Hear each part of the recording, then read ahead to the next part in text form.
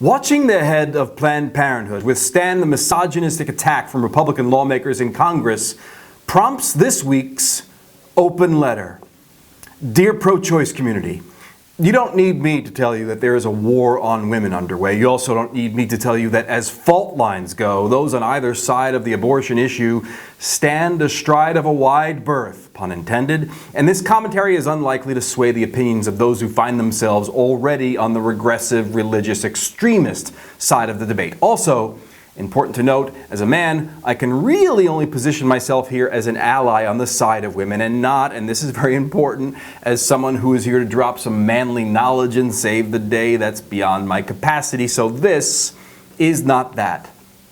That said, I think we should drop the phrase pro-choice from our lexicon and start saying pro-abortion. I'm certainly not the first person to suggest this tactic, but let's try it on for size. Say it with me if you like. I'm pro-abortion. How did that feel?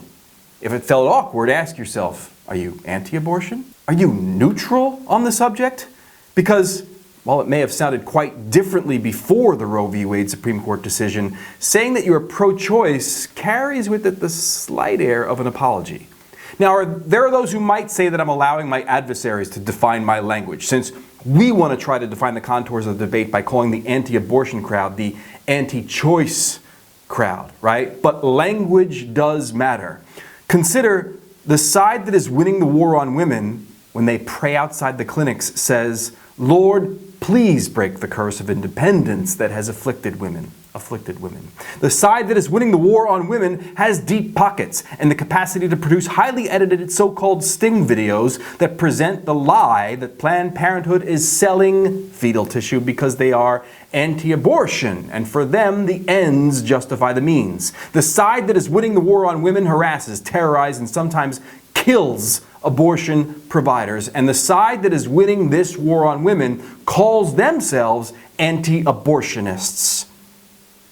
Because I want women to win this war being waged on them for many reasons, not the least of which is that if we regress to a Wally and Beaver style America where women are reduced to the status of incubators and breeders and the right to self-determination decreases, the ability to climb out of poverty decreases, and women are reduced to second-class citizens, and men in robes chanting Latin mass govern the thoughts and actions of all the daddy knows best men running around the world, then the world loses a great deal. And so, I'm pro-abortion.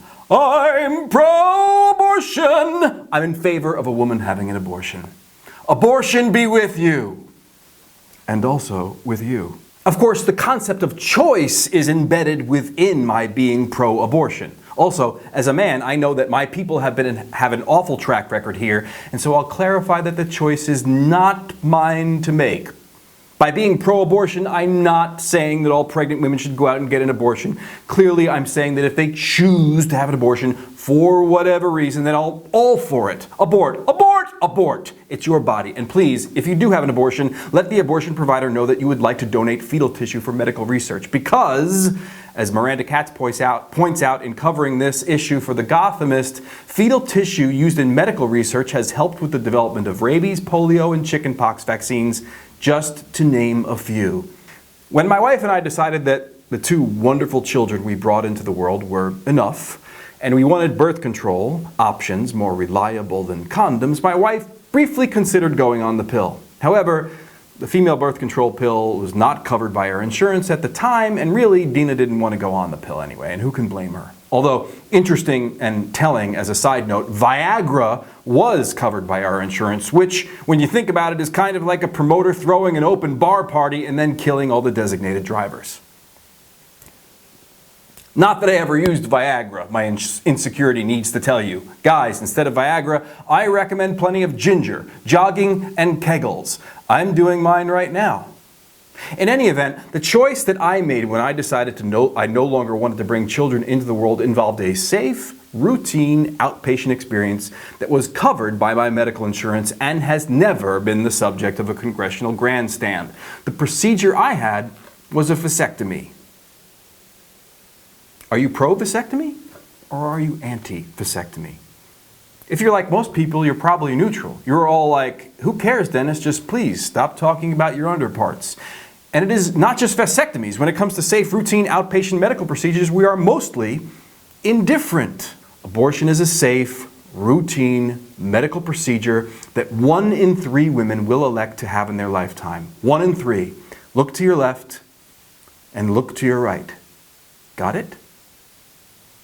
Until this procedure is lumped in with all the other boring, I'm not really interested in talking about this, safe, routine medical procedures, we don't have the luxury of being indifferent, do we? And so, I'm pro-abortion.